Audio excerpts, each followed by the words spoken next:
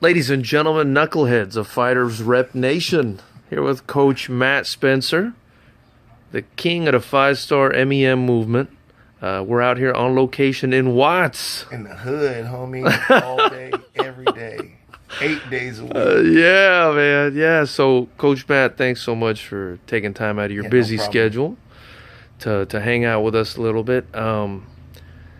First off, what got you into this whole fight thing? Like, you know, tell people a little bit about yourself. What got you into this fight thing? How you became a coach, etc., etc. The fight game for me was almost an accident. It was coming in late from partying one day. See that back door right there?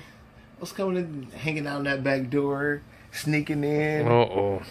And it just so happens the Ultimate Fighter finale was on the TV as I came in, and risking getting caught, I'd start watching it, and I'm up here celebrating, and I'm like, oh my God, like, if you saw the Forrest Griffin, Stephen Bonner fight, you were acting the same way. Okay, so that's the fight you were watching. I just caught the replay. I didn't see the real, I wasn't in the MMA yet. I see. I caught the replay late at night, and the next day I went to my gym I worked at in, I was in Northridge, and one of my fighter friends, Travis Alexander, he was a fighter. He was, you know, so I asked him, oh, you know, I saw the Muay Thai plum and I saw a triangle that night.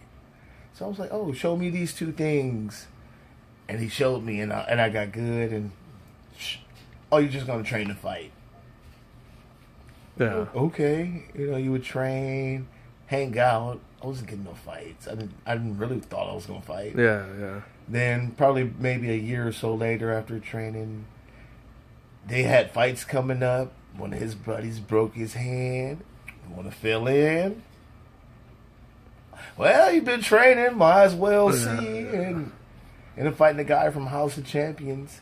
Shout out to House of Champions. My boy DC Chapman fighting at CXF. Oh, that's right. On Friday night. For the belt. So I'm going to be there matching their D-League. Exactly. Shout out to my boy. So,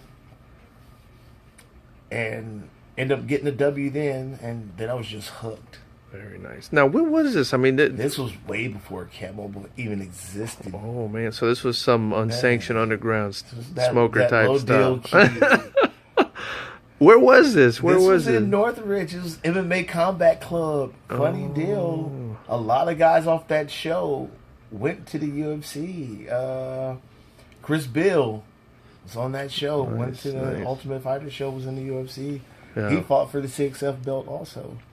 So there's a couple of dudes. So you eventually turned pro. Yeah. And competed. Are you still competing? Are you hurt? What's going on here? I'm hurt right now. Torn meniscus in the right knee. A couple other injuries. Yeah. But been just working on rehabbing all the way around. Yeah. Sometimes at my age, rehab takes a little longer than if you're younger. So you gotta be patient. At 29? Yeah, get ready. You better almost add 10 more years to that. And what weight class are you campaigning at? 185. Oh, okay. Because you're a very stocky dude. I noticed that about you. Yeah. I was like, man, Matt's kind of shook his hand. I felt like, whoa, this is a strong dude. You know what I mean? I'm not the littlest guy around. Yeah, not the smallest. So you're wearing a coaching hat as well. Yes. Entrepreneur's hat.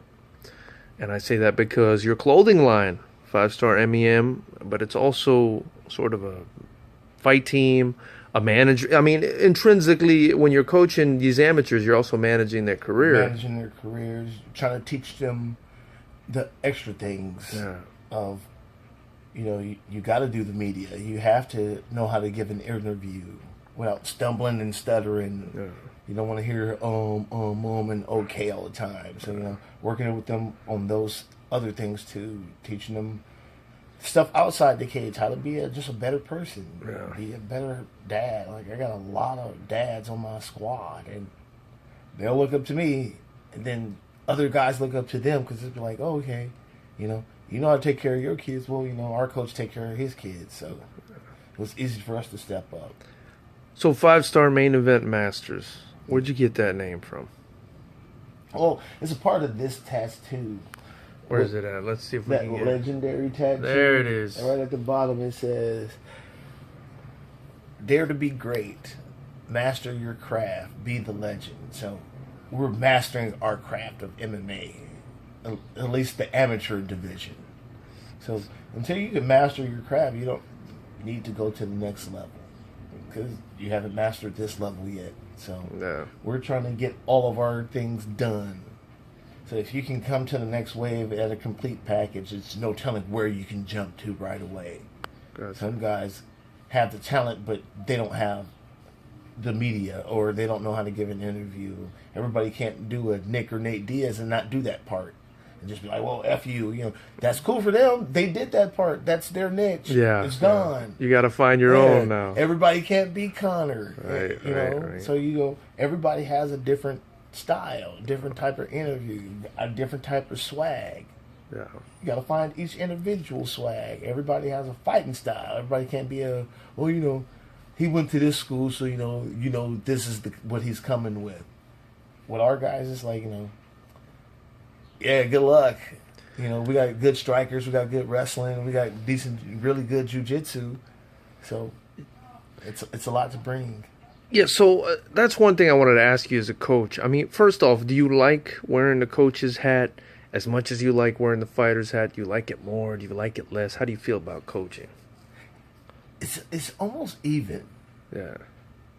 Because you still get the part from when they win. You still like, you bum it when you lose. Yeah. But the greatest part about coaching, I don't get punched in the face. You've had enough of that, I'm sure. I miss that part, though.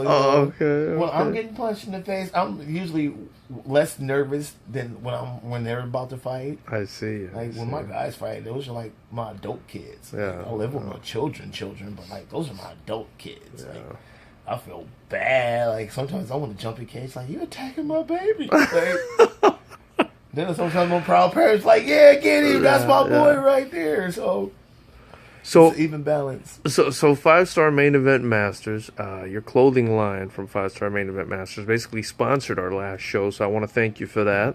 Our pleasure. Very clean clothing line. You gave me a shirt today. I'm pretty, excited to wear it. I like to get one from all the fight teams, if I'm being honest. Because we're almost out. For sure. So 5-Star Main Event Masters, who are some guys that we should look out for on that team? Oh, our top two guys right now are Alexis Esquivel and Giovanni Herrera. They'll be fighting for the state titles at 135 and 125 at the next Bar Star in August. Very nice. Then we have Isaac Herrera at 185. He's fighting for the Epic 185 title. And then we have Mario Lopez and Jacob Rockymore looking to be fighting for titles on the next FightersRep show. I'm hoping so, man. I'm hoping so. We can get these guys to take these fights and, hey, it's going to be a fight. Yeah. So if you're a champion, you're supposed to fight hard for your belt. So Definitely. Take these fights. We ain't here. We ain't ducking nobody. Yeah. So who do you... guys on your team that you feel like have, I'm sure you think all of them have potential, but who do you think in the short term, oh man, this guy's going to go somewhere, this guy's going to make some noise in the pros? The quickest one is probably Rockymore and Alexis Esquivel. Yeah. And Esquivel just got out of a serious fight with Trevor Wells, didn't he? Yeah, he just fought for the state title. He came up a little short, but his last 4 fights have been all top 5 state competition. The guy he's fighting for the state title, he beat last year, so he's having another rematch with him. And all of those, he's been in nothing but title fights the last complete year. So to be good, that brings experience. So even this one coming up against Rick Zalata. Rick Zalata is a pro talent guy. You know, he's number 6 in the state right now, so that's still a top matchup. And do you have any pros on the team, or do you developing not these anymore. guys? Right now, we're just working with amateurs. Yeah. We're gonna start our new wave with pros with these groups. So I see. Taking in everything slow, step by step. So I mean, developing these guys bottom to top from the beginning to the end, cradle to the grave development. Something like that. Yeah. Well, I like that. I mean, I think that's a smart. If, you know, we're always looking for people to come join the team, but from right now, I got my 5 stars. Yeah, yeah. So tell me where the team is, where the gym is located, where you train these guys. Just let everybody know in case they want to Right step now we're up. at Rise Athletics. It's 714 on Hill Street between 7th and 8th downtown. And it's a great spot. We got boxing, gym equipment. It has a CrossFit center in there, a cryo spa. It's an awesome place. Nice. It has its own little actual MMA cage, full-size boxing ring, nice jiu-jitsu mats. So it's an awesome place. As a fighter, what's kind of your strength, and what do you believe is like the thing you can, the best, I guess, aspect of MMA where you can advise your fighters on? Well, for me, my best thing is my jiu-jitsu. I've been doing jiu-jitsu for 10 years. I've been with Eddie for almost 6 years now. I've been at the Yard with Muay Thai for 6 years. So I have a great balance, but everybody knows my thing is I want to choke you. That's how I got all my belts. That's how I got where I am. Well, at least you're being honest I'm about going to be it. honest, because you can't knock out everybody, but you can choke out anybody. Yeah, yeah. So I'm going to go with the reasonable doubt. I like- 90% of all fights hit the floor. I like it. I like it. How you doing? Good. How are you doing, sir? So choking people out. You talked about belts. How many belts? I mean, what belts are we talking about here? Well, I have the Epic 170 belt. I was their first ever 170 champion years ago, and I was the longest reigning Star champion at 185. Nice. So I collected a little bit of hardware. Then I was part of Daniel Rodriguez's run when I was in his corner. He brought 2 amateur titles home. So now I have 3 guys under me that are current champions right now. So we're just trying to go collect a couple of more belts. So main event masters. You know, when you told me main event masters, what I thought was, this is a team that gets into main events, and I think you're great at that. I must say. I mean, I've only been involved in the promoting aspect of this game for about a year or so, with my own promotion.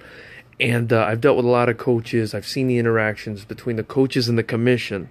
But I've never seen anyone quite as influential as yourself when it comes to the commission. We had a situation where, they kind of wanted to pull one of the fighters off. They didn't think the fight was right.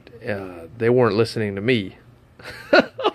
But they listened to you. I don't know if they listened to me. Were they scared? I mean, what did you do? There is no scare. It's a mutual understanding of they know how protective I am of my fighters. Yeah. There's no way. Like I said, those are like my kids. There's no way I will let somebody put one of my guys in a bad situation. Yeah. There's no way possible. Yeah, I mean, if I think he's going to give somebody a good fight, he's going to give them a good fight, win or lose. I can't ever depict or guarantee somebody else's victory. For sure. But I know he's going to be trained and he's not going to get hurt. Yeah, I mean, I appreciated it. I feel like this commission, I appreciate them being kind of conservative. If they see, one guy has a lot more fights than the next guy, they're hesitant of making the fight. So, I mean, I appreciate you coming in as a coach and being able to kind of influence them to go forward, especially where I feel like I'm powerless. You know what I mean? So, I definitely appreciate that. Thank you so much for your time, Matt. I mean, is there something you want to add? Is there anything you want to tell anybody before we get going here? Watch out for FightersRep. It's a growing show. It's a real big growing show. So fighters, get on here. He's a promoter that's working with a lot of guys. So if you're looking for a place to grow, because there's a lot of shows that's already set, and you got to be a big-time guy already to get on a lot of those shows and do a lot of things. So if you're looking to grow and really trying to start somewhere new, FightersRep will be the spot. I appreciate it. We're going to be coming September 8th at the Sportsman's Lodge, the venue you like. Sportsman's Lodge as well. you like that venue, so I'm excited to be there. I think we're gonna have a great show, and hopefully we get a couple main event masters in there on the main event. That would be the plan. Awesome. Well, thank you so much, Coach. Where can people follow you on social media? You can follow me at IG. I'm at 5StarMOG. Personally, our team is at 5StarMEM. You can follow us. You can go to our website, 5StarMEM.com, and you can just look me up anywhere else at Matthew Spencer, because I'm everywhere. Thank you so much, Matt. Appreciate it, man. All right, man. All right.